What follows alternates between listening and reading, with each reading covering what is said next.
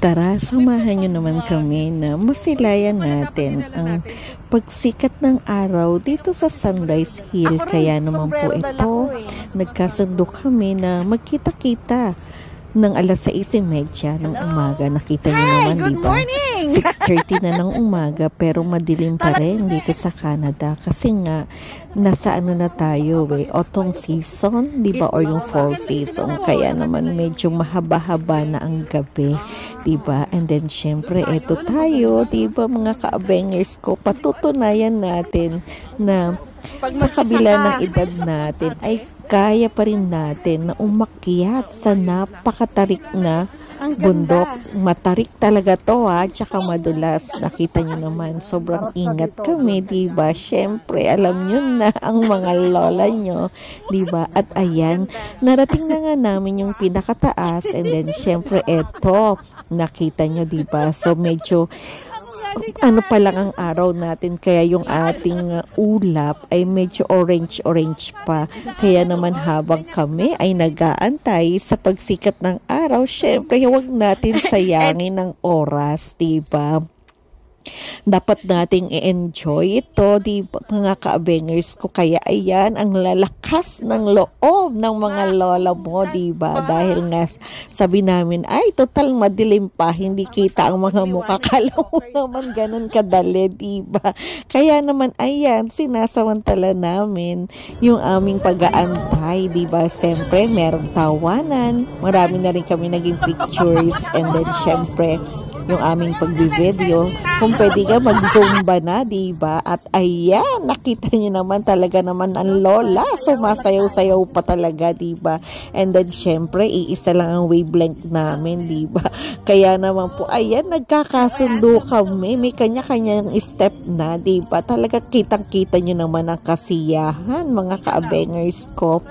And then of course, ayan, eto na, diba? Kumbaga sa ano, talaga kailangan i-check namin yung oras dahil ayaw namin ma-miss yung pagbungad talaga ng araw na yan. Eh, medyo ang lola nyo, diba? Naiinip na. Sabi ko, hala! At eto nga pala, sabi ko, buti na lang, nauna kami sa baba, diba? At meron ding mga dumating na ilang mga tao na gusto ring masilayan yung pagsikat. At eto na, Diyos ko po, bigla kaming napasigaw dyan, grabe. Ayan na, ay! Kasi nga naman, syempre, diba, kumaga sa ano, ayan, nakita na namin dahil sabi ko, ang tagal naman, 7:36 na, diba? Kasi 7:37 ang sikat ng araw 7:36 na, bakit wala pa rin? Hindi, yung pala ay talagang saktong-sakto na 7:37 lilitaw kaya naman sobra talaga yung sigaw namin. At ayan, diba? Kumbaga, yung excitement namin, diba? Kanya-kanyang pictures na, and then talagang ito yung perfect view para makita mo yung talagang sikat ng araw. Talagang sobrang enjoy kami. And then, syempre, eto na, dahil nakuha na namin yung gusto namin dito, diba? Kaya napag-desisyon na namin na umuwi na. And then bago nga naman umuwi, diba? So may pahabol pa uling mga video, mga pictures, diba, mga ka-abengers ko. And then isa pa sa mainam dito sa lugar na ito, diba, kitang-kita mo yung halos kabuuan na ng Toronto. Bakit kamo? And then ayan, dahil komo autumn na or fall season, talaga naman po isa ito sa pinakamagandang gustong-gusto kong season dahil nga sa napakagandang mga kulay ng mga dahon, diba, ng mga puno. Talaga naman pong grabe. Talaga amazed ako dito sa ating mga paligid na yan, diba? Imagine mo, yung orange, yung may pula, may brown, diba? So talaga naman po enjoy na enjoy. And then syempre eto, pababa na kami, diba? Dahil napakatarik nito and then medyo madulas pa, diba? Dahil sa mga buha-buhangin, diba? So, ingat-ingat kami sa aming pagbaba. Pero ang lola, napakatapang kasi nga namang imagine mo, may hawak pa siya talagang. Hindi niya mabitawan ang kanyang cellphone. Grabe. Diba? Talagang gusto niyang makuhanan lahat. Walang imimiss sa video na to, diba? Kaya naman po todo effort ang kanyang pagbi-video, diba, mga ka-abengers ko.